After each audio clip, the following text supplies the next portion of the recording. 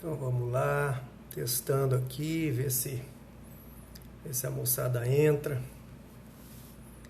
Então, primeira vez que eu vou fazer esse negócio sozinho, vamos ver o que tá pegando aqui, né? Tô vendo ninguém aqui ainda, não entrou ninguém. Vamos lá, vamos ver se o pessoal entra aí. Aê, chegou o Thiago, bacana. Isso aqui é uma coisa nova pra mim, pra caramba, pra saber como que funciona essa. Aí, meu amigo Vela. Ah, rapaziada, entrando aí a Ana. Aí o Guga, Michel. Pô, que bacana, moçada. Pessoal chegando aí. Pô, uma honra aí vocês dedicarem um pouco do tempo aí pra vir bater esse papo aqui. Né? Eu sou acostumado a fazer aí um bate-papo em dois, né? Mas aqui sozinho o negócio é mais louco, né? Você fica meio que a deriva aqui sozinho aqui, tem que se virar nos 30, né? Mas é muito bacana aí que o pessoal tá correspondendo legal, entrando, muita gente boa entrando. Meu abraço, minhas saudações, saudade aí também, Sérgio. Pô, muita gente das antigas aí, amigos de longa data. Então, pô, satisfação encontrar todos vocês, meus amigos da engenharia, meus amigos do jiu-jitsu, meus amigos da música, né? Joelma aí também, ó. Lucas, grande Lucas Oliveira entrando também. Então, poxa, é um prazer grande poder entrar aqui, né? Trocar um pouco dessa ideia, como que é o processo de escrever um livro, né? Na verdade, esse é o meu segundo livro, mas num formato totalmente distinto do primeiro livro, que é um livro mais técnico. Esse primeiro livro aqui é o Elementos de Membrana. Esse é um livro mais pesado, mais da pesada. Um livro que eu entro aqui com dimensionamento do concreto estrutural, mostrando como determinar as armações de estruturas mais pesadas, né? Ó, o Rangel, grande Rangel Laje, grande amigo aí também, sucesso total aí na internet, aí o nosso, podemos dizer assim, o nosso garoto propaganda da boa engenharia aí, né? O Rangel aí tem um público imenso e leva a boa engenharia pro pessoal aí. Grande abraço, Rangel, valeu ter entrado aí. Então, meu primeiro livro de engenharia é esse, o Membrana em Concreto Estrutural, né? É claro que eu tenho outras situações aí que eu levo em conjunto, né? Eu, por exemplo, musicalmente eu já tenho 8 trabalhos musicais gravados, né? Então, quem quiser também conferir um pouco aí da minha música, pode entrar também no Spotify, no Inimitável Fábrica de Egípcio, a gente tem as músicas da banda e agora estamos terminando um novo CD que deve sair agora esse ano também. Então é um trabalho que em paralelo, para mim sempre teve interligado, na verdade, essa arte da escrita, da música, e para mim tudo isso acaba, num ponto de vista holístico, se encontrando com a engenharia, né? O grande Daniel, jiu-jiteiro, pô, o Daniel, o neguinho Daniel, esse cara foi responsável por fazer eu voltar pro jiu-jitsu, cara. Pô, grande abraço, Daniel, valeu. E como eu vinha dizendo, é música, é jiu-jitsu, é engenharia, eu procuro ter uma visão holística, conectar as coisas, né? Procurar ver as ligações que a gente tem entre um campo e outro. E aí ao longo dos anos eu fui percebendo que na verdade tudo é técnica, né? Se você está fazendo uma coisa, está sofrendo muito, você está usando a técnica errada. Então a partir do momento que você descobre a técnica, para descobrir a técnica o ideal é você estar perto, né, das pessoas certas que conhecem profundamente a técnica, as coisas começam a ficar bem mais simples. Então eu sempre procurei estar perto de pessoas que dominam as técnicas, seja no campo da engenharia, da música, do jiu-jitsu, o pessoal que realmente pode trazer o crescimento para a gente, né? A gente não tem que ter vergonha de estar andando com pessoas que são mais do que a gente, pelo contrário, a gente tem que grudar nessas pessoas e tentar extrair delas o máximo, né, para o nosso engrandecimento pessoal. Então eu sempre procurei nos locais onde eu entrei, também tive uma formação acadêmica que impossibilitou também não ficar sempre no mesmo lugar, mas mudar sempre de instituição, sempre para ter um recomeço, sempre para levar porrada, sempre para aprender novos caminhos. Tudo isso facilita posteriormente o entendimento das coisas, né? Então sempre se reinventar, sempre recomeçar é sempre um bom caminho. Bom, mas o fato é que hoje nós estamos aqui para trocar uma ideia desse livro aqui, né? Esse livro aqui eu acho que realmente eu consegui aqui misturar uma série de situações bem interessantes, porque aqui eu misturei essa visão que eu falei para vocês, né? Juntei engenharia, música e jiu-jitsu numa obra e ainda misturei com aspectos do dia a dia. Claro que o plano de fundo principal é o decorrer a engenharia, que é a minha profissão principal, é o meu ganha-pão, mas também, em paralelo, eu tinha aí meus afazeres, né, como pai de família, como filho responsável e também as minhas válvulas de escape, que no caso representam o jiu-jitsu e a música, né? Então esse livro, na verdade, ele começou num período bem interessante. Eu tinha sido campeão sul-americano de jiu-jitsu e tinha um sonho grande de disputar um campeonato mundial de jiu-jitsu e ser campeão mundial. E estava com tudo armado, tudo pronto para ir para um mundial. E aí eu rompi o ligamento cruzado do joelho esquerdo. Já tinha o joelho, aliás, o joelho direito. O joelho esquerdo já era operado, eu rompi o do direito. Ou seja, os dois joelhos foram pro pau, né?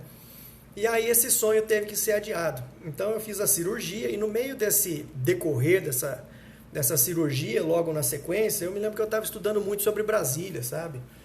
Pintou um projeto. Normalmente assim, eu me preparo da seguinte maneira. Pintou a proposta de projeto, eu já vou estudar, me armar, ver como que é. Se eu sacar que dá para resolver de uma maneira legal, eu já fico com tudo armado e mando a proposta, né? E pintou um projeto que era uma ameba, uma edificação muito complexa lá em Foz do Iguaçu, que era uma espécie de uma ameba.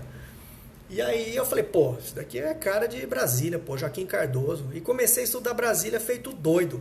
Estuda Brasília de cima e embaixo e vê as soluções do mestre, laje nervurada com caixão perdido, aquela coisa toda. Mas, pô, já sabia que não ia fechar o orçamento, porque a gente manda o orçamento, manda os preços, os caras a gente já sabe que não vai fechar. Mas o fato é que eu me envolvi com Brasília, de estudar Brasília, e fiquei naquela viagem toda estudando Brasília para poder dar solução. E fui para Londrina dar aula com o joelho operado, o pessoal dando aula de muleta, né? Ainda estava com a muleta nessa época. Aí voltei para o carro, voltando embora, resolvi parar no posto de gasolina, tomar um energético e puxei o WhatsApp para dar aquela descansada. Quando eu olho uma mensagem lá de Brasília, falei, cara, é trote, né? Esses hackers aí, ladrão de WhatsApp. Mas não era, cara. Eu tinha sido indicado lá e o pessoal tinha me indicado para essa obra em Brasília. Eu falei, meu, e aí? Será que a gente atrai o que a gente pensa? Ou se na verdade será que a gente pensa porque só está se preparando para algo que já está a caminho, né? Então essa questão começou a me ficar recorrente, né? Porque já tinha acontecido o fato no jiu-jitsu, diante de um rolinho final que a gente chama, eu senti que ia me machucar, sabe? E acabei não ouvindo o meu sentimento e fui e realmente me machuquei. Aí fiquei naquela, pô, será que eu me machuquei porque eu pensei que ia me machucar? Né? Ou será que porque eu pensei que ia me machucar eu atraí aquilo? Então, pô, eu já tava com esse negócio. Depois quando veio o Brasília, eu falei, cara, o poder do pensamento da gente, o que a gente pensa realmente é uma coisa muito forte. Então é até engraçado, porque no livro, hoje até estava conversando com um amigo meu, grande amigo Igor, às vezes você faz uma obra, e quando você faz uma obra, você fica eternamente preso àquela obra, né? E muitas vezes é difícil você fazer uma obra e não aparecer alguma coisinha para te perturbar, sabe? E tem situações, às vezes, que a gente para e pensa, fala, cara, não vou nem pensar em fulano, beltrano, porque se eu pensar, liga. E liga, cara. Então, a mente da gente é extraordinária. Meio que eu senti que existem duas formas de manifestação. Uma que aquilo que você pensa, você atrai, mas também tem algumas manifestações que você acaba pensando que são toques do que pode acontecer e você tem que ficar atento, né? Então, eu acho que é mais uma diferenciação entre essas coisas. Então, veja bem, se eu já estava nessa situação, com a situação do ombro, e tinha também a questão de Brasília, que eu me preparei antes, ou sei lá, chamei e isso aconteceu, quando eu estava tratando de Brasília, tinha uma situação lá de um consolo, com uma armadura meio cabulosa lá, que a gente não conseguia descobrir direito por que ela estava lá, sabe? E um dia, olha que maluquice, eu acordo de madrugada com o braço totalmente dormente. No sonho eu segurava um peso muito grande, ficava segurando esse peso muito grande, até que meu braço não aguentava mais e o meu braço cedia e esse peso caía. E aí quando acordei desesperado no meio da noite, o meu braço estava formigando, né? Puta, na hora eu falei, cara, tem toques da mente aí. E eu correlacionei então essa dor no braço com esse consolo de concreto de Brasília. E falei pros caras, meu, o negócio é o seguinte, ninguém entra mais lá, essa obra aí tem tudo para cair. eu preciso urgentemente que vocês abram esse console e vejam a armadura, se a armadura efetivamente é a armadura que está em projeto, porque mudaram muito o projeto, tinha muita situação assim. E quando os caras abriram o projeto, não tinha armadura, sabe? Aí eu falei, caramba, mano. E nessa época eu estava lendo um livro muito legal, chamado O Oráculo dos Sonhos, que é um livro sensacional de um grande pesquisador brasileiro, neurocientista. E esse livro eu comecei a ler ele nessa época, que já tinha acontecido isso tudo. E eles diziam, né, que as grandes decisões, muitas vezes dos reis, dos grandes governantes, só eram tomadas após revelações nos sonhos, né? Então eu vejo os sonhos também como uma parte pouco aproveitada nossa e que tem que ser tratada. Então isso assim, é só uma pequena pincelada do que também eu abordo no livro. Eu falo dessa questão dos sonhos, dessa questão de energia, mas em paralelo também desses desafios que parecia que Brasília ia ser uma grande coisa, assim, pô, agora eu cheguei no ápice da carreira, né? Eu aqui, um engenheiro do interior do Paraná, claro que, pô, fiz graduação, mestrado, doutorado, pós-doutorado, fora, mas tô em Maringá, cara. Ser engenheiro em Maringá é que nem, pô, ter banda de rock no interior, não adianta, cara. Você tem que estar em São Paulo, tá entendendo? Mas, talvez pela velocidade da internet, hoje em dia a gente já não precisa estar nos grandes centros para poder realmente fazer coisas interessantes e as pessoas notarem a gente, né? Então aí pintou esse chamado de Brasília, que para mim foi sensacional, né? Pô, ir para Brasília, subir numa laje em frente ao eixo monumental, com o estádio Mané Garrincha logo atrás, o Palácio Buriti na frente, né? Então, pô, foi um momento de emoção tremendo, mas você vê, eu subi na laje com o joelho estourado, tinha recém-operado, né?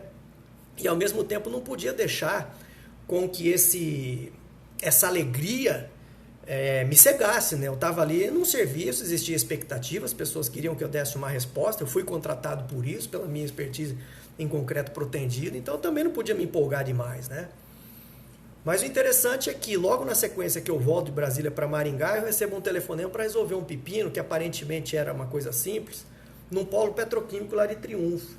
E polo petroquímico, gente, é uma coisa muito interessante, porque ele, na realidade, só é menos perigoso do que uma usina nuclear. Então, se um polo petroquímico ele acaba estourando os gases, eles trabalham muito com gases para produção de borracha, e pode ter explosões, sabe? E se explodir, meu amigo, sai de perto, aquilo vai voar para todo lado.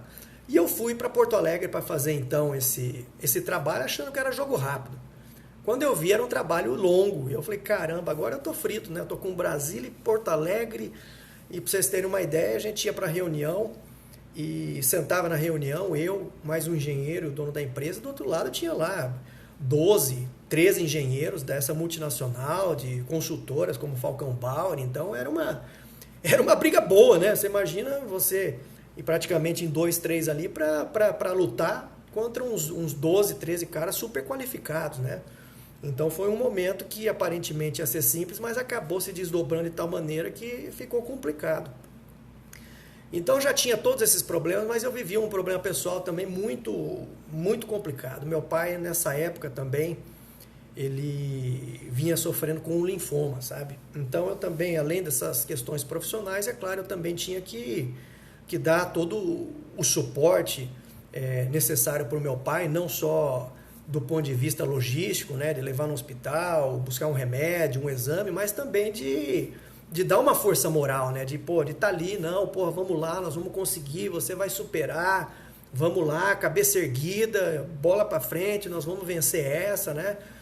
E então tudo isso foi se desenrolando junto com essa situação do meu pai. Então você vê, o grande aprendizado que eu tiro disso tudo é que nem sempre na vida as melhores oportunidades vão aparecer na calmaria, né? Não vai ter esse cenário perfeito. Na verdade, as grandes oportunidades vão aparecer quando você estiver lá mais ferrado. Quando você estiver mais ferrado, vão bater na tua porta e falar, cara, tem um negócio bacana para você. E aí, vai encarar ou não? E aí você vai ter que tomar essa decisão, né? Então, era difícil ter que levar todas essas questões profissionais, também dar ali uma força para o meu pai, e estar presente, né? Viver aquele momento presente, porque também, é claro, a gente tem a esperança, mas também a gente sabe que lutar contra um câncer é uma tarefa muito complicada, especialmente alguns tipos de câncer, né? E é maluco, porque eu acho assim, uma incoerência da vida grande, porque meu pai, por exemplo, foi pesquisador, ele era químico, foi um grande pesquisador, publicou mais de 200 artigos em revistas indexadas, né? Um químico fantástico. E ele foi acometido justamente por um câncer que é uma doença que a ciência não consegue desvendar o mistério, né? Então, caramba, você fica questionando, fala, cara, por que logo o câncer, né, em cima de um grande pesquisador, né? Então, obviamente, meu pai, quando descobriu que estava com o câncer, ele começou a ler absolutamente tudo que desse. Só que meu pai, meus amigos, não era um cara que ia ler Google ou Wikipédia. Meu pai ia lá nas revistas mais fodona, lia os artigos mais top de linha e chegava para discutir com os médicos já assim, não, tratamento tal, não dá problema. Então, assim, era um cara muito esclarecido, mas muito esclarecido mesmo, né? O que também gerava uma teimosia grande e uma grande dificuldade também para a gente poder conduzir isso tudo, né? E então eu vou no longo de uma janela de um ano, porque como que surgiu a ideia? A ideia do livro já tinha. Quando pintou Brasília, eu falei, pô, vou escrever um livro sobre Brasília. Mas eu achei que você ia falar de Brasília, né? Ia falar da aventura de Brasília, aquela coisa toda, mas no final das contas, Brasília acabou ficando em segundo plano, porque além disso tudo, que eu já estava com essas duas obras, Brasília, Triunfo, o problema do meu pai, no decorrer do caminho, aqui em Maringá caiu uma laje alveolar e acabou, infelizmente, vitimando uma estagiária. E aí eu fui recrutado mais uma vez para poder ver esse problema, que era um prédio muito importante de uma instituição, e a gente tinha então que decidir, né, estudar se dava para retomar o prédio, se tinha que demolir, o que tinha que fazer. Então, assim, quer dizer, Brasília, que parecia que ia ser a grande vedete em um ano, de repente foi ficando para o lado, porque foram aparecendo outras coisas muito mais importantes, né? E aí isso leva a gente a ver que a vida, na verdade, tem as suas vontades próprias. A vida, ela vai do jeito que ela quer e não da maneira que você está esperando, né? E eu me lembro que quando eu estava lá em Porto Alegre, na questão do polo petroquímico, eu comentei com um dos colegas, falou, pô, estou escrevendo um livro sobre Brasília, vai chamar Sentado em Frente ao Buriti. E aí esse colega falou, cara, por que você não põe só em frente ao Buriti? Pô, aí fui pro aeroporto Salgado Filho, fiquei pensando nisso, falei, puta, legal, um bom título, né?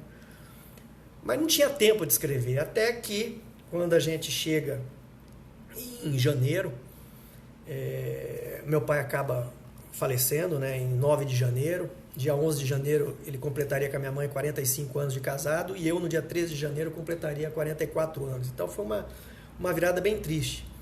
E aí, logo na sequência, março, começa a pandemia, né? Aí o mundo vira essa zorra que todo mundo, a gente já sabe o que aconteceu. Então, nesse momento de pandemia, eu falei, pô, agora é a hora, né? Se eu não escrever agora, realmente não vai dar. Então, o que aconteceu? Sentei e comecei a escrever mesmo numa modalidade brainstorm, tipo, vai escrevendo tudo que der na telha, depois você vem refinando.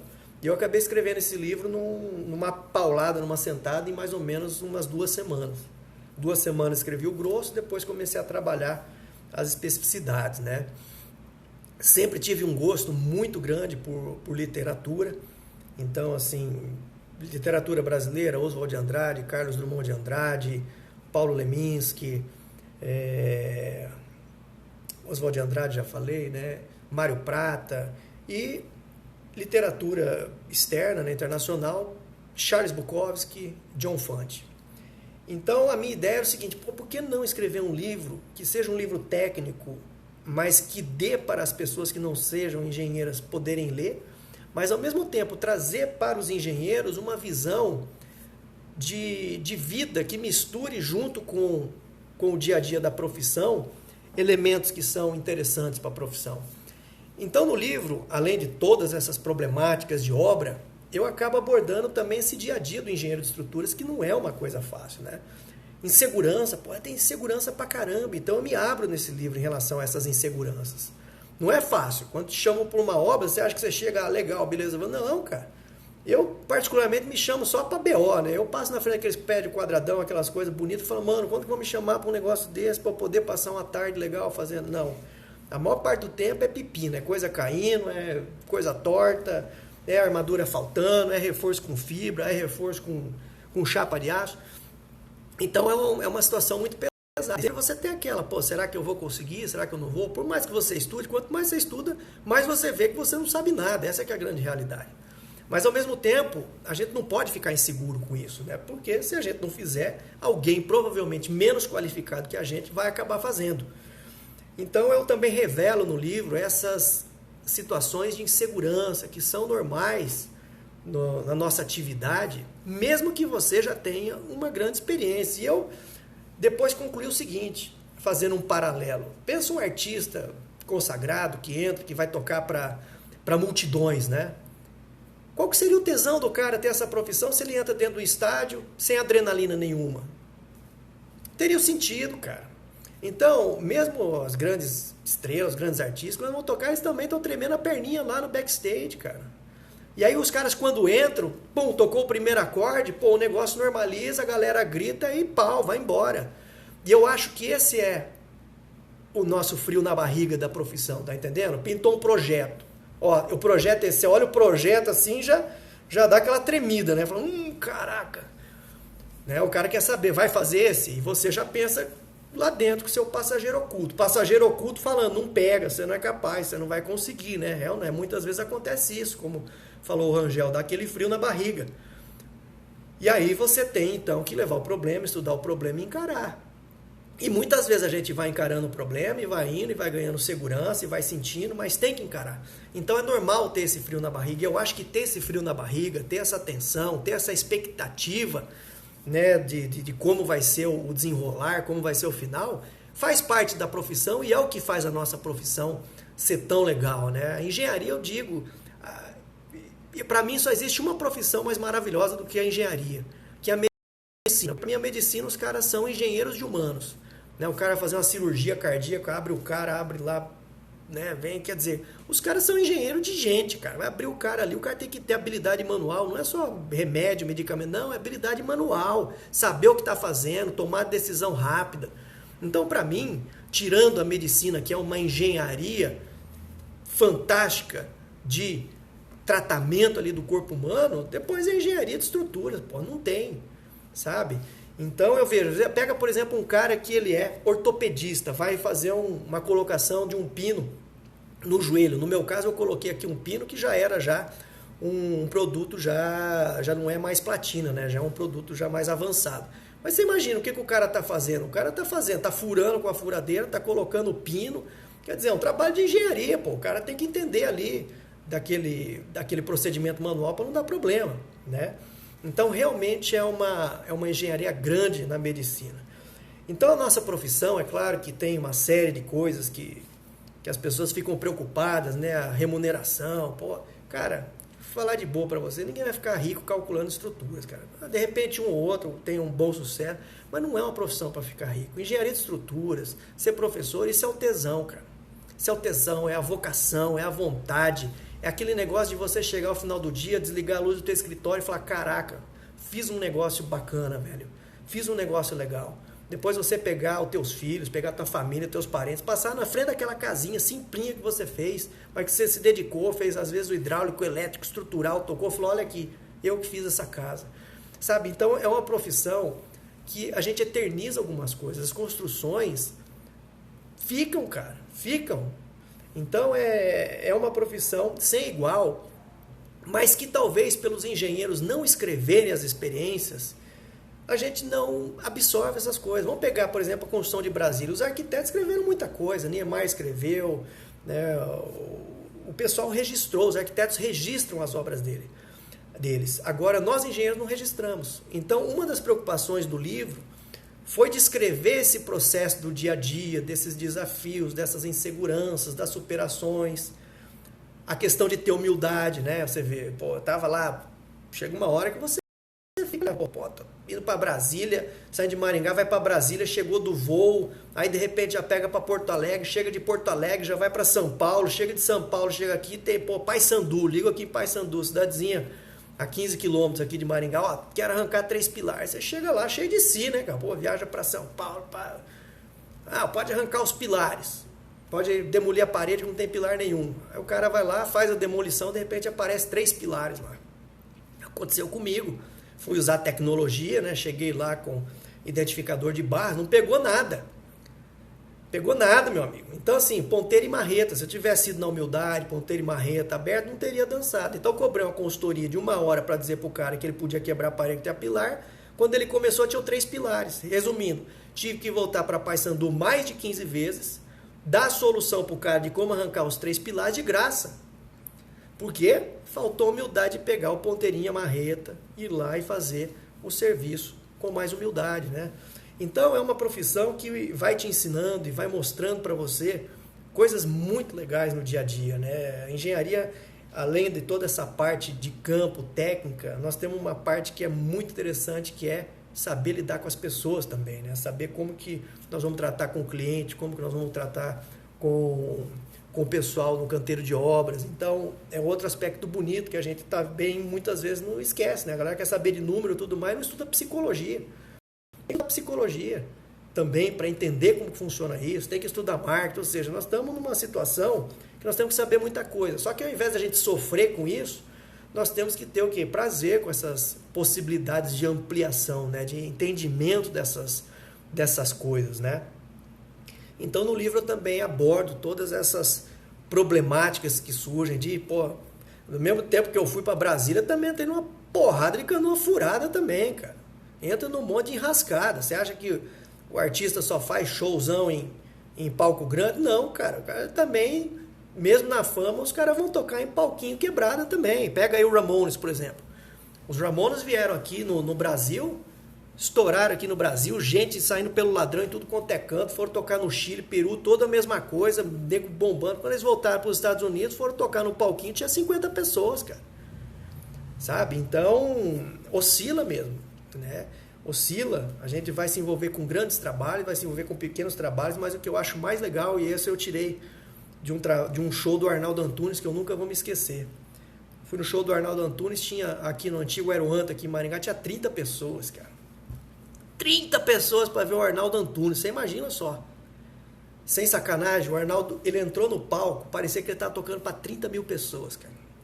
Ele desceu no meio da galera, naquela época ele usava aquela roupa, ele tinha acabado de lançar o filme O Bicho de 7 Cabeças, né, que tinha a trilha de abertura era do Arnaldo, e ele vinha com aquela roupa de hospício, aquela blusa amarrada aqui. Cara, ele pulou no meio da galera e colocava o microfone no meio da galera. Eu fiquei pensando, cara, se tivesse dado 1.000, 2.000 pessoas, eu nunca ficaria perto do cara e cantaria junto com o cara ali. Com 30 pessoas, o cara pulou no meio da galera e parecia que tinha 30 mil. Fez o show do mesmo jeito, filho. Não tem essa, se é 30 ou 30 mil. Né? Então, na engenharia também aprendi que a gente tem que dar importância para as obras, sejam elas pequenas ou grandes, né?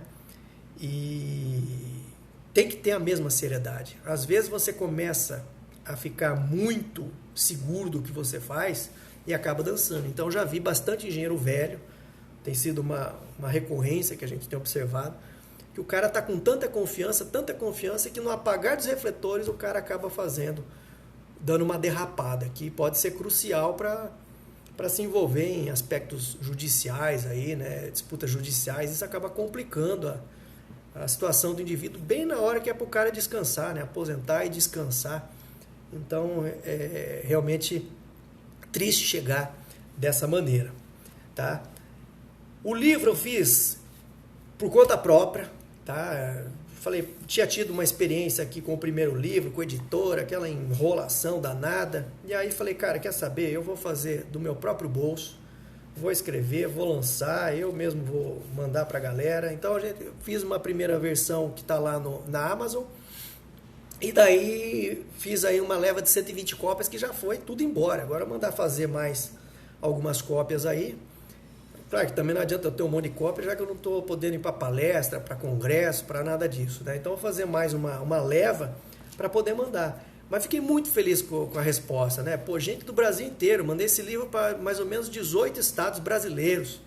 Então foi uma honra grande saber que a galera se interessa e o pessoal tá lendo, tá gostando, tá se identificando com o livro, né? O que é mais bacana, pô, quando você pega um livro e começa a ler, se identifica com as coisas que ali estão, né? Porque traz ali o seu dia a dia, Coisas que eu ouvi a galera falar bastante é o seguinte: caramba, cara, mesmo você com tanta experiência, você ainda sente esse frio na barriga, ainda passa por essas inseguranças. Claro, pô, é como eu falei pra vocês, tem que ter essa insegurança. Se não tiver, a vida acabou a graça, cara.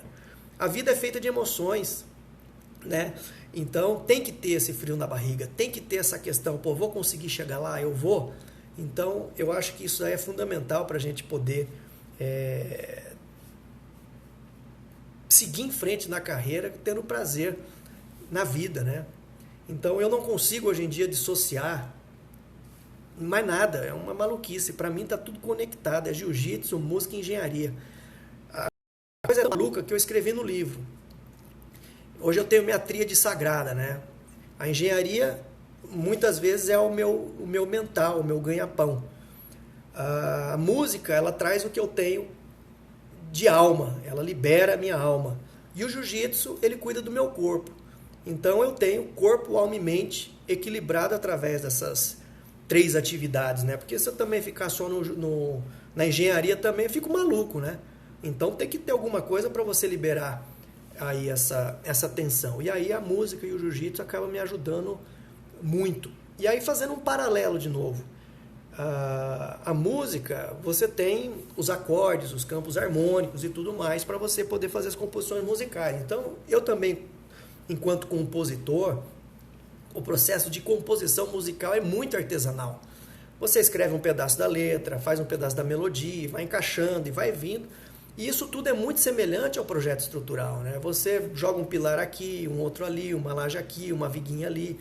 Então eu vejo que os acordes da engenharia são as vigas, as lajes e os pilares, né? No caso, obviamente, da engenharia de estruturas de concreto aí, convencional, mesmo metálicas, né? Então esses são os acordes da canção. E aí você vai montar essas suas composições de engenharia utilizando esses acordes que são as lajes, as vigas e os pilares, né? E o processo é muito semelhante mesmo. Se eu pudesse falar mais ou mostrar para vocês como que se desenvolve o processo de criação, de composições, cara, é um trabalho de engenharia. E aí isso daí eu faço um paralelo com o projeto. O projeto é igualzinho, ou seja, quem já teve a experiência de compor, claro que não é muita gente que compõe, mas se for fazer projeto de engenharia, vai ver que é a mesma coisa, pô. Vai fazendo aqui, arruma, e aí com o tempo você vai tendo uma estrada e você já começa a saber certinho. Ou seja, a gente começa no punk rock com 3 acordes, não é? Aí de repente começa a jogar um acordezinho mais legal, ou seja, vai fazendo umas lajezinhas mais ousadas, vai pondo um protendidinho aqui, vai misturando com a metálica ali. Ou seja, o objetivo é você chegar no jazz, né? Não que eu goste de jazz, eu sou roqueiro mesmo, minha raiz é punk rock, hardcore, rock and roll nacional, né? Não gosto muito do jazz, mas o jazz, o grande barato do jazz é que você junta os caras têm tanto domínio sobre os campos harmônicos que os caras vão tocando na hora ali, brincando e fazendo. Então, se a gente consegue chegar nessa mesma maturidade em termos de engenharia, a gente consegue trabalhar o projeto da mesma maneira. Pô, jogou um projetão em branco, o arquitetônico, você também começa a viajar em cima também e com vários colegas você começa a dar soluções muito legais para os problemas da arquitetura, né? Então, o paralelo é o mesmo. E aí, fazendo a expansão para o jiu-jitsu. O jiu-jitsu, cara, é um jogo de engenheiro de estruturas, porque o que é o jiu-jitsu como joguinho?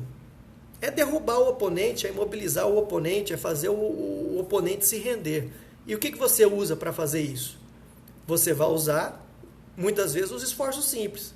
Força normal, ou seja, você vai puxar ou vai empurrar. Momento fletor, você vai torcer o oponente, né? Então, esses são os esforços simples. Aí você entra centro de gravidade, princípio de alavanca. Então, são conceitos de engenharia. É o joguinho de tornar o camarada hipostático. O jiu-jitsu é isso, muitas vezes, tornar o cara hipostático. Agora, você imagina, um cara que estudou tanto engenharia de estruturas, vai lutar com um meninão de 16 anos e não consegue tornar o cara hipostático. E o moleque não sabe o que é apoio primeiro, segundo gênero, momento fletor, nada disso. O cara chega lá e consegue te humilhar lá dentro daquele tatame. Então, o jiu-jitsu, para mim, é uma prova de humildade muito grande que a gente tem que passar, sabe? Então, estando no tatame, tendo que encarar ali a realidade, você aprende isso daí. Fala, caramba, cara. A diferença entre a teoria e a prática, né? Como conectar, fazer a ponte entre esses dois campos tão bonitos, né? Claro que você não pode ser também só um prático, senão você não faz, mas não entende o que está fazendo, e nem só teórico, porque você também sabe como nunca fez, né? Então eu acho que a gente tem que misturar As duas coisas, a teoria e a prática, para conseguir efetivamente fazer bem feito e reter o conhecimento. Então, quando você faz, você retém o conhecimento. Esse é o importante de fazer. Então, tá tudo interligado, né? E eu consegui, felizmente, aí, enxergar dessa maneira, e assim eu usufruo. Quando eu estou no jiu-jitsu, eu estou fazendo engenharia. Quando eu estou fazendo engenharia, eu também estou fazendo música. Porque tá tudo interligado. E a vida é interligada. Esse conceito do holístico que falam aí, né? Parece uma coisa meio mística, de você ter uma abordagem mais aberta, né? Não só focada ali. Ela é muito legal. E além desse aspecto do holístico também, o livro ele trata também uma outra corrente que eu também tomei conhecimento, que é o Zen. O Zen, olha que viagem, assim como o Jiu-Jitsu nasceu na Índia, aí ele floresceu na China, mas se consolidou no Japão. E o Zen é a mesma coisa. Você tem aí uma mistura do taoísmo, que acabou também passando por esse mesmo caminho, nascendo na Índia, se desenvolvendo para a China e consolidando no Japão, onde ele vem depois no Japão ser chamado de Zen. E o Zen ele tem um princípio muito legal, que é o princípio do Wu Wei, que seria o seguinte, bicho, é o flow, vai no flow, deixa a vida, não tente resistir. Então, nesse princípio do Wu Wei, que é não tente resistir, vá no fluxo, é exatamente o jiu-jitsu, ou seja, deixa passar. Se você quiser fazer uma força de 100 contra uma força de 200, você vai perder. Agora, se alguém aplica uma de 200 e você cede com 100 no mesmo sentido, você está gerando uma força de 300. Tá entendendo? Então, o princípio do Wu Wei que o Zen prega é isso, deixa a vida acontecer, vai no embalo, vai tocando, claro que fazendo com metodologia, mas não adianta resistir contra certas coisas, né? Então, o livro também fala sobre isso. Eu tinha a questão do meu pai, que poderia gerar revolta, né? Amargura, mas a gente tem que aceitar. Então, existe inclusive um ditado zen muito interessante, que nasce o filho de um camarada numa vila e ele pede lá para um mestre zen fazer um pequeno poema. E ele faz um poema. Depois de algum tempo, ele chega e dá o poema para o cara. E o poema diz o seguinte: o avô morre, o pai morre, o filho morre. Foi exatamente isso que ele entregou para os caras. E os caras ficaram indignados, né? Pô, como que você pediu? Meu filho nasceu, eu pedi para você me dar uma passagem alegre e você vem com essa? O avô morre, o pai morre, o filho morre. Pô, que absurdo que é esse? Daí o mestre Zen explica, fala, olha, se morreu o avô, morreu o pai e depois morreu o filho, significa que vocês terão vidas muito felizes, porque vocês seguiram o caminho natural da vida. Então, pô, sensacional. Então eu tive, primeiro, a minha primeira referência que eu perdi foi o meu avô Beligi, que foi o cara que me deu um primeiro livro para ler, que foi do Aristóteles, Arte Retórica, Arte Poética, quando eu tinha lá 6, 7 anos de idade, meu avô. Depois perdi o meu pai. E, na sequência, se eu for a minha vez, porque hoje eu sou o papel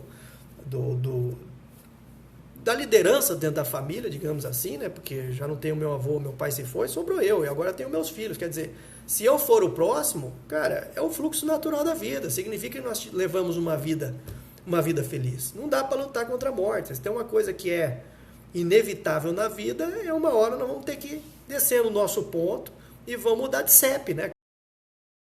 Cara, não vai ter jeito. Então, o Wu Wei, ele traz esse princípio zen, de você não resistir, de você ir, e assim você consegue tocar em frente. Então, o livro, implicitamente, ele tem também esse registro dessas situações, né? E aí vão tendo os desenrolar das histórias e tudo mais, o que foi acontecendo no final. Vamos trocar uma ideia com a galera aqui, vamos ver se tem aqui alguma questão aqui, vamos mexer aqui. Pessoal aqui, ó, Maurício Sgarbi, grande Maurício, meu livro está a caminho, legal. Clube de Cães, meu amigo Vela, toda ação vai ter uma reação e a prática leva à perfeição. Isso aí, Luiz. Pô, Luiz, que é um dos maiores adestradores de cães aqui de Maringá, que é uma arte também, né? Entender a linguagem dos animais ali, pô, e o animalzinho, as vozes de comando, pô, é sensacional isso daí também. Grande Júnior Demarco, Zumaeta, Fabiana Alves, grande beijo aí também. Ó, Winston Zumaeta aqui, ó. Rangel, o pior é quando liga para dizer que errou a locação da estaca ou colocou o pilar fora de prumo. Essa é terrível mesmo, principalmente quando você faz bloco de fundação sobre estacas e o cara, ó, deu uma desviadinha aqui na estaca. Você vai ver a estaca tá... O bloco não dá mais de 4 estacas, já você tinha que previsto, né? Tem que mudar completamente e recalcular o modelo de treliça para ver se passa, né? Então é zoado. Grande João Belém, Leandro Trautmann, Maurício Pino, ó, toda a galera aí, Ana. Pô, gente, valeu aí a presença de todos. Vamos ver aqui. Eu tô mais enrolado nesse negócio aqui, eu não sei mexer direito nisso daqui. Vamos ver se tem. Pergunta alguma coisa aí, gente. Vamos perguntando alguma coisa aí que... Deixa eu ver aqui, ó. Fabiano, lançar uma estrutura e uma composição. Se não fizer bem, desafina. Você sabe que tem um professor, o Iopanã Rebelo, que ele tem uma... Eu trouxe o Iopanã aqui para Maringá e foi uma coisa super legal. O professor Iopanã, ele uma vez falou para mim, ó, eu tô fazendo um projeto louco que é o seguinte, o computador, ele lê o projeto e ele transforma o projeto numa música. E aí a gente ouve a música gerada pelo computador. Se a música for boa, é sinal que o projeto é bom. Se a música for ruim, aí é sinal que a coisa tá feia. Então eu achei um projeto super 10 aí do professor Iopanã, mas não tive mais notícia dessa abordagem. Mas, pô, pensa bem que legal. E é uma coisa lógica, né? A outra coisa legal do livro também é que ele tem prefácio do professor Paulo Helene. Esse prefácio do professor Paulo Helene é de uma história muito legal. Talvez muitos leiam o livro, mas não vão ter esse insight de se ligar. Mas o professor Paulo Helene, ele aparece no meio do livro como um personagem que eu estava fugindo. Né? Por quê? Porque eu estava com o rolo de Brasília nas costas e depois pintou o rolo lá de Triunfo. E quando eu chego em Porto Alegre, acabo de sair do aeroporto Salgado Filho, estou indo para o hotel, eu vejo no meu e-mail, na minha caixa de e-mails, um e-mail do meu professor orientador da época de doutorado, né, o professor Túlio, dizendo que o professor Paulo Helene gostaria de debater comigo uma situação em relação à diferença entre o FCK da norma brasileira e o F''C dos americanos, né?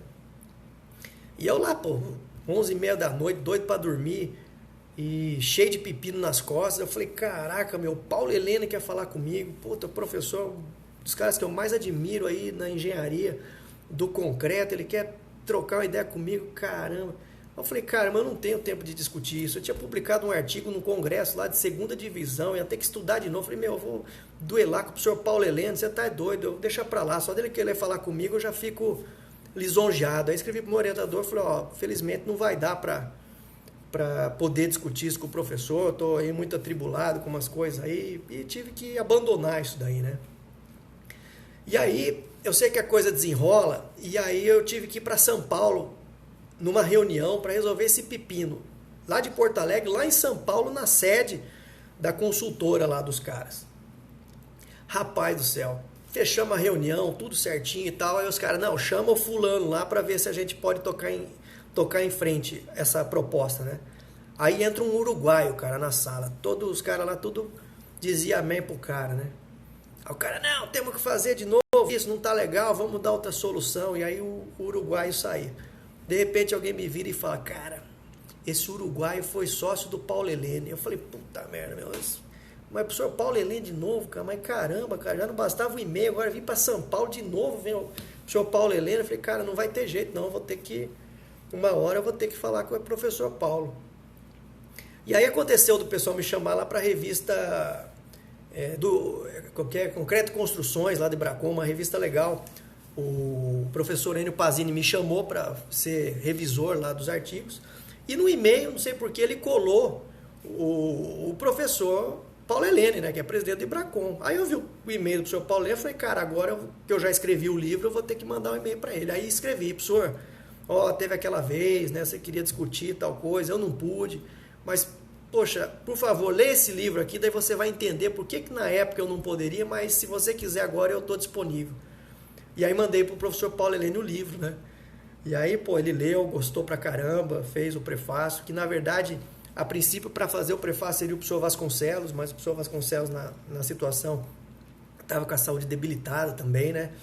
E daí acabou que o professor Paulo Helene escreveu para mim, pô, e aí acabamos trabalhando em outras obras, pô, ficamos super amigos, é uma pessoa fantástica, um profissional sensacional, aprendo muito com ele, é uma oportunidade de interação fantástica para mim, porque a gente liga e fica 40, 50 minutos falando sobre engenharia, possibilidades e soluções, então é muito bom. Mas fui surpreendido recentemente com o telefonema do grande engenheiro Júlio Timerman, né, que o professor Vasconcelos havia escrito um pós-fácil. Eu tinha ligado para o professor Vasconcelos, era para ele escrever, mas como ele já estava com a saúde debilitada, eu liguei e ele não se lembrava. E aí eu falei, pô, não vou mais incomodar o professor Vasconcelos, né? E depois que o livro já estava quase para sair, o Júlio Timerman me liga e fala, Rafael, tenho aqui um prefácio que o professor Vasconcelos escreveu para você. Eu falei, caraca, velho, eu não acredito, mano. O professor Vasconcelos, gente, com 98 anos, com a saúde debilitada, ele escreveu no papel o pós-fácio, entregou para o Júlio digitalizou e mandou para mim. E aí, a gente ajustou como pós-fácil, né, para não ter dois prefácios, mas ele escreveu, cara. Olha que ser humano inigualável, né? O professor Vasconcelos, não tem igual. Pessoa com 98 anos, com a saúde debilitada, ele foi lá e escreveu. Ou seja, olha a paixão que ele tinha pela engenharia, o respeito que ele tinha pelas pessoas, né? Essa lá, inclusive, eu deixo como homenagem ao professor Vasconcelos, um dos maiores engenheiros que esse Brasil já teve. Um cara que foi fazer doutorado na Alemanha, foi aluno da primeira turma do RICH de concreto protendido, voltou para o Brasil, difundiu o concreto protendido, principalmente a pretensão aderente, né? Escreveu diversos livros, os melhores livros de concreto, principalmente históricos da história do concreto do Brasil. Um ser humano fantástico, sensível e é outro profissional que também, não só eu, mas todos devem se espelhar, né? Então tem esses duas passagens que eu considero assim fantásticas, né? De dois gigantes da engenharia, o professor Paulo Helene e o professor Vasconcelos, que muito me enobrecem nessa obra. Então, quem lê o livro, né, veja o prefácio do professor Vasconcelos e o pós-fácio o prefácio do professor Paulo Helene e o pós-fácio do professor Vasconcelos, que possivelmente tenham sido as últimas palavras que ele tenha escrito, né, formalmente no papel. Tá? Então é realmente uma marca que acabou ficando, uma marca triste, obviamente, né, porque o professor Vasconcelos, se a gente pudesse, a gente deixaria ele eterno, né? Aqueles professores que realmente nunca poderiam partir, que deveriam estar sempre junto com a gente pela sua humildade, por todo o seu conhecimento, por toda a sua sentimento de distribuição do conhecimento, né? Aqui minha esposa também, Dani Coraza, beijão, amor da minha vida também, falo deles, falo de uma passagem também que estava entregando um relatório em Brasília e minha esposa estava levando o carro lá para um clube e ela foi surpreendida por um marginal e levaram o carro, olha, então tem loucuras, viagens tremendas nesse livro aqui, não é só engenharia, tem de tudo. A Marielle pergunta se a live ficará salva, vai sim, depois eu vou jogar ela ali, vou deixar ela. Grande Maurício Pina, já escrevi 2 livros, isso aí, já foram 2 livros. O Pina pergunta, como incentivar mais que os professores também produzam livros e não apenas artigos científicos? Maurício, eu acho que é o sistema de pontuação, né? Esse sistema de pontuação furado, de que o cara tem que produzir um artigo, então tem uma briga muito grande para, muitas vezes, inventar um tema, uma coisa nova para parecer autêntico, para poder ter um artigo publicado, né? O que, sem dúvida alguma, um artigo é importante, super importante, mas eu acredito que o livro ainda causa muito mais impacto no dia a dia das pessoas, né? Um livro, quando eu, por exemplo, tenho uma biblioteca fantástica, cada vez que me aperta eu vou ali, pego um livro e eu sei que a solução vai estar ali dentro. Você pegar, por exemplo, um livro do Walter Pfeil, outro gigante da engenharia, o cara mostrava como fazia a proteção utilizando uma talha, tá entendendo? Então, nos livros você vai encontrar informações históricas, principalmente como eram feitas, que você consegue expandir, trazer hoje para o presente e consegue ter, portanto, uma boa maneira de resolver os seus problemas, né? Então os livros são fundamentais. Eu acho que se tivesse uma pontuação maior, talvez na academia as pessoas se importariam mais em escrever os livros, né? Agora, eu sou do ponto de vista que o livro também tem que ir do lado do ponto de vista do Pfeil, né? Normalmente o livro do Pfeil tem uma parte teórica, mas ele também vai muito para a prática, o que é muito legal. Eu acho que esse compartilhamento de livros, principalmente com um enfoque prático, ajuda demais. O artigo é legal para quem está lá na frente, para quem quer viajar mais, mas para a galera, tem que ser livro com prática. Até quero recomendar aí o novo curso aí da Oficina do Texto, um curso do professor Jari, gente. Puta, um curso sensacional. Eu fiz o curso dele de ligações metálicas, um baita curso. Ele meteu só exercício mostrando conexão soldada, parafusada. Um curso fantástico que didaticamente, acho que tem poucos cursos aí com essa qualidade. Então, já ninguém pagou nada para mim, Oficina do Texto, ninguém nem conhece o professor Jari, mas um baita de um curso que eu fiz e recomendo. Né? Eu estou sempre antenado, coisa nova vou fazer, porque a gente tem que aprender. Tem que estar de olho, tem que tocar o jazz, tá entendendo? Tem que tocar o jazz. Claro que muita gente vai ficar satisfeito com o punk rock, com 3 acordes, mas eu tenho que seguir em frente descobrindo coisas novas. Então acho que é isso aí, Maurício. Eu acho que também é um chamamento, né, a questão do livro, né, do cara pegar e falar, pô, vou escrever um livro, porque toma tempo, hein? A tal da diagramação, encontrar erro. Pô, eu li várias vezes o boneco, não tinha erro. A hora que chegou impresso, abri a primeira página que eu abri, já vi que tinha errinhos pequenos, né? Então você fala, caramba, puta. Então aí as edições vão vindo e você vai arrumando. Então dá muito trabalho também fazer um livro. E outro problema também, no nosso caso, é que as normas mudam e daí você lança um livro, de repente muda a norma e você acaba, às vezes, perdendo ou tem que ter mais trabalho para poder arrumar tudo que você fez, né? Então, isso daí também acaba complicando para fazer a questão do livro. Gente, que horas são? Eu não sei nem que horas são aqui, quando que ele fala aqui que vai acabar a live aqui. Alguém puder colocar horas aí para mim, só para eu saber aí se já estamos no finalzinho aqui, já seria legal aí. Estou meio perdido nesse negócio aqui.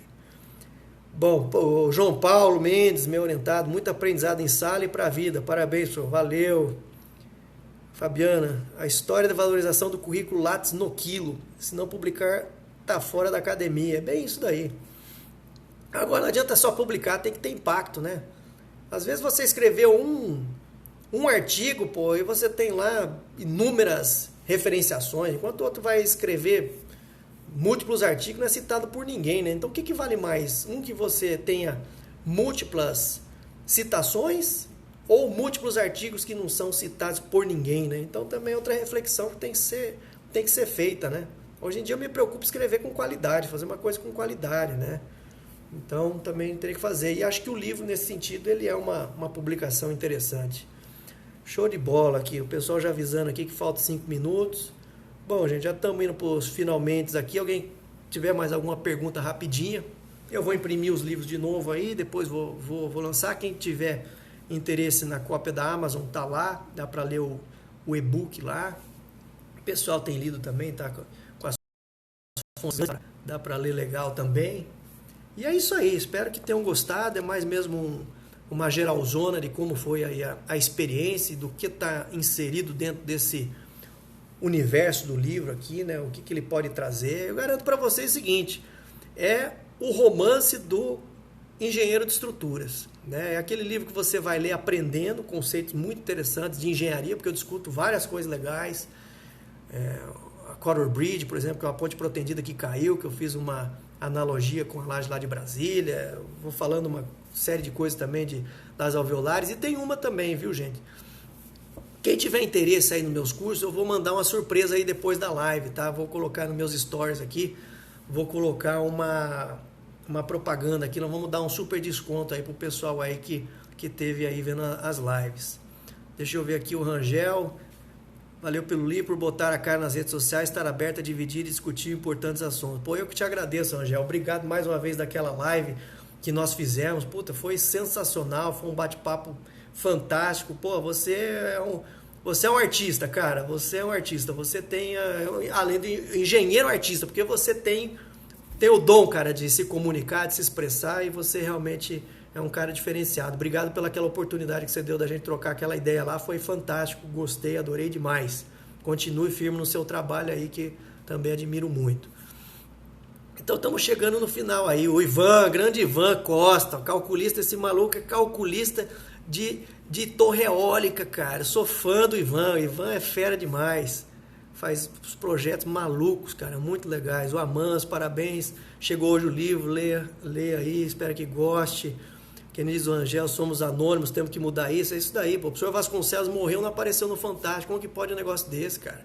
O cara tinha que mostrarem lá hoje, o professor Vasconcelos não mostrar. É absurdo, porque essa falta de valorização, né, cara, dos engenheiros. Nós temos que nos valorizar.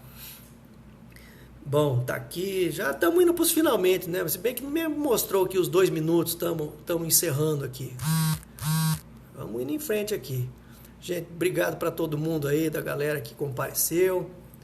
Foi bacana, numa quarta-feira aí, com todos os afazeres, restinho de férias, né? Nem sei se vocês também tiveram férias. Eu não tive férias, não, porque esse negócio de pandemia aí não deu para arriscar sair de casa, não, né? Tem que ficar aqui mocado aqui e esperar chegar essa vacina logo para ver se a gente pode voltar e se abraçar, né? Eu sinto falta dos abraços, né? O tal do abraço faz uma falta fantástica na nossa vida, no nosso dia a dia, né? Mas pelo menos talvez a gente tenha se conectado mais aí com essa internet aí, com esse tempo de pandemia. Bom, eu vou falando aqui, enquanto não me aparecer os 2 minutos aqui, eu vou torando o pau aqui. Vamos ver quem mais que tem aqui, vamos ver aí, vai escrevendo aí que eu vou. É difícil falar todo mundo, vai girando esse negócio aqui, eu tenho medo de sumir daqui. Vamos ver aqui. Valeu a galera aí da live. É doido, né, cara? A gente, engenheiro, tem que falar outras viagens também, pô. Nosso universo é muito amplo. E a proposta que eu faço, a sugestão é essa, da gente enxergar a nossa engenharia de uma maneira bem mais ampla. É claro que quando for para entrar no técnico, no profundo, a gente entra, mas nós somos seres muito mais amplos aí do que só a nossa engenharia. Eu acho que é isso daí que faz a grande diferença no nosso dia a dia. E eu tento contribuir aí com meus livros malucos, minhas músicas. O ano que vem, esse ano ainda sai um de poemas. E estamos aí na lida. E nos projetão louco da vida, né? Projetos estruturais. Aí, galera. Eu acho que o Instagram aqui gostou de mim, cara.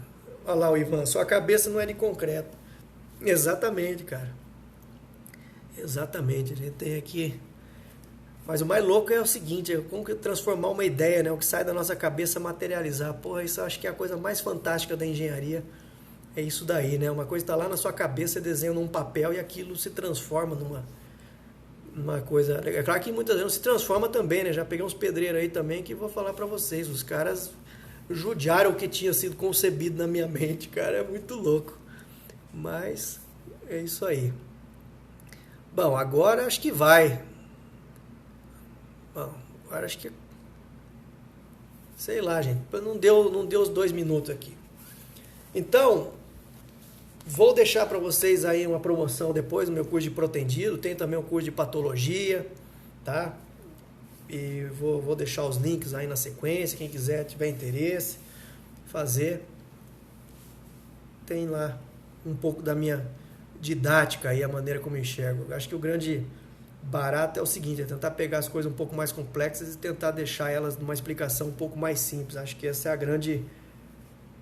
grande objetivo que eu tenho enquanto professor, né? E acho que a linguagem do livro também foi por esse caminho. Claro que quem conhece John Fante, conhece Charles Bukowski, vai sentir também que tem uma raiz aí também nesses caras, né? Rapaz, 4 horas. Rapaz do céu. Então pergunte aí, gente. Pergunte alguma coisa aí que eu vou torar o pau. Os caras estão gostando de mim aqui, me deram aí mais tempo do que o necessário. Manda uma pergunta aí, quem lê o livro aí, pergunta alguma coisa, então, faz favor aí pra gente poder ir fechando. Nós estamos aí com 32 pessoas agora aí, galera, muita gente já saiu. Voltar com os papos, o Gabriel pede aqui, voltar com os papos com os engenheiros também. Aquele com o Mauer foi bacana. Aquele com o Mauer foi bem legal mesmo, cara. O Mauer também é outro cara fera aí da engenharia, faz uns projetos muito legais, consegue aí pegar os programas, né, e extrair, né, além do que os programas normalmente entregam, eles conseguem mandar de uma maneira bem mais aprofundada, né? Isso é muito legal, ou seja, é o domínio do homem sobre o programa e não ao contrário, né? O programa faz o que quer e o homem não consegue ver. Então, aquela conversa com ele foi muito legal para entender isso. Outro curso muito legal, o curso dele também com o TQS, com essas modelagens, né, de como modelar estruturas complexas, simplesmente com elementos de barras, no qual ele consegue mostrar os bons resultados que você consegue fazer. Inclusive, nessa viagem dele aí, eu consegui modelar um silo após ter tido com ele a experiência fiz o curso dele, fui lá, fiz o curso, aprendi o esquema como ele fazia, depois modelei um silo que pintou uma situação, fizemos o silo, foi muito legal. Então, tem que estar atento, cara, tem que estar atento, ficar de olho nas coisas com qualidade, porque uma hora você pode usar. Então, eu fiz esse curso para ver a ideia dele, foi muito legal, meu amigo, e temos que valorizar os amigos, né, cara? A gente não valoriza os amigos aí, tem que valorizar os amigos. Tanta gente boa perto da gente fazendo coisa legal, né? Então, esse é também fundamental. Vamos ver aqui o Thiago. Engenheiro de estruturas que torce para um time que tem Ponte no nome. É eu próprio, cara. Sou Ponte Pretano. Inclusive, ontem a Ponte empatou com a desgraça do Guarani, né, cara? Maior rival, maior clássico do interior. Ponte Preta e Guarani. Meu irmão é bugrino, né? Eu sou Ponte Pretano. Mas empatamos ontem. Mas vê se não é o time do Engenheiro de Estruturas, né? Ponte Preta. Também falo no livro também como começou. Meu pai era palmeirense, queria muito que eu fosse palmeirense, mas ele me levou no estádio da Macaca e aí acabou que aí eu acabei pirando na Ponte mesmo e Ponte Preta até morrer. Agora não tem jeito, mudar de time não é, o cara é mau caráter, né? Mudou de time, desconfie, né? O cara escolheu um time, tem que ir até o final. Bom, gente, eu vou encerrar essa live aqui, velho. Eu já não tenho mais tanta coisa para falar aqui também, a galera já tá saindo aí. Eu nem sei como que desliga esse lance aqui, cara. Só dar o X só, né? Acho que é só dar o X aqui, acho que ele já vai. Ana Paula, ansiosa para a chegada do livro. Pô, que legal, Ana. Muito bacana. Muita gente aí que foram meus alunos, né, nos cursos de pós-graduação aí, Brasil afora. Muito legal mesmo, gente. Valeu. Gente, vou desligando aqui então, tá bom? Mandar um grande abraço para todo mundo aí que conferiu. E é isso aí. A gente se encontra aí nas ondas virtuais. Tá bom? Valeu, gente. Grande abraço.